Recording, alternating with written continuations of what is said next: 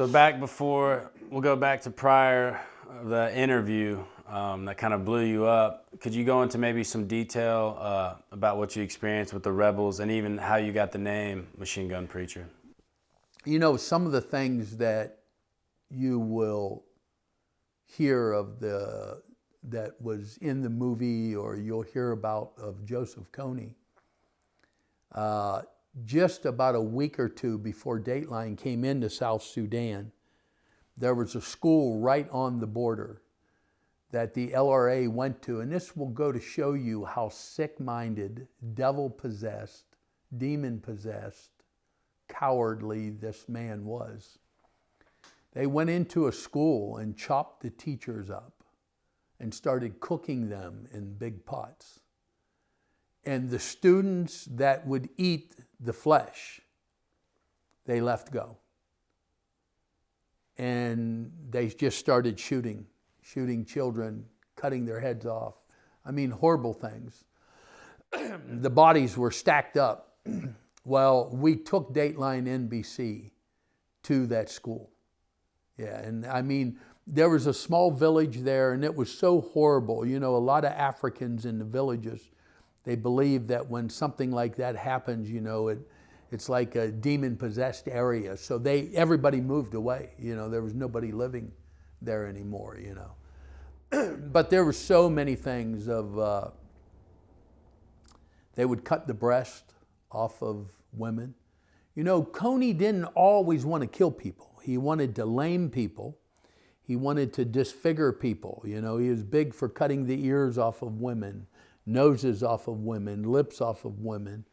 You know, if you come into Gulu, Uganda, a matter of fact, in the new documentary, Never Stop documentary, you'll see interviews of the LRA and even victims of the LRA. So he would do things to lame people, cut the hands off. And then they would even bandage it up because he didn't want the people to die. He wanted the people to live and walk the streets so everyone would be intimidated and fear him. So, I mean, so everything you can imagine, from nailing children to trees to, I mean, some of the most horrible things. If he was by the Nile, he would tell children, and not just children, adults, swim across the Nile and you can live when you get to the other side. And the few people that would almost make it, they would shoot them in the water. But usually crocodiles would take them, you know.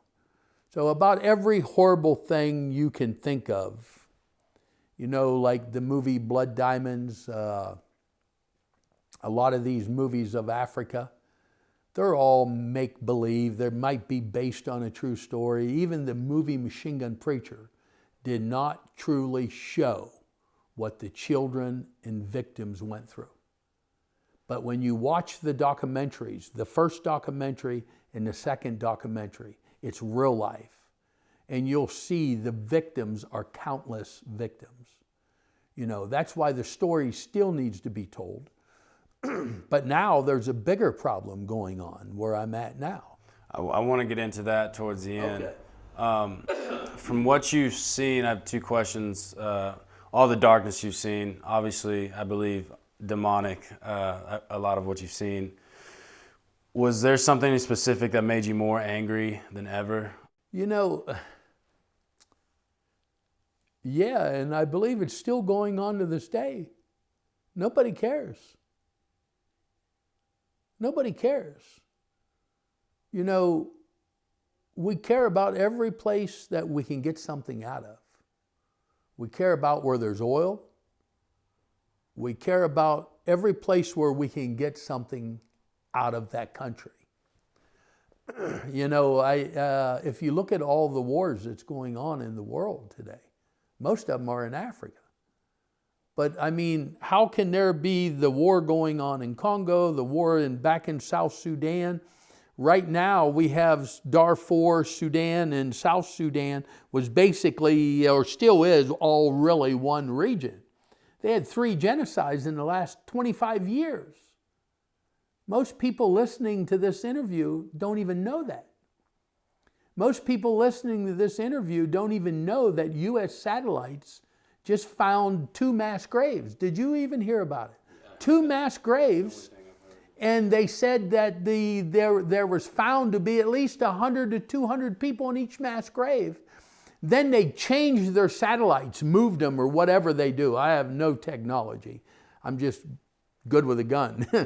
But they have no technology, but I have no technology, but they moved these satellites, and they're saying now these mass graves could be thousands of people.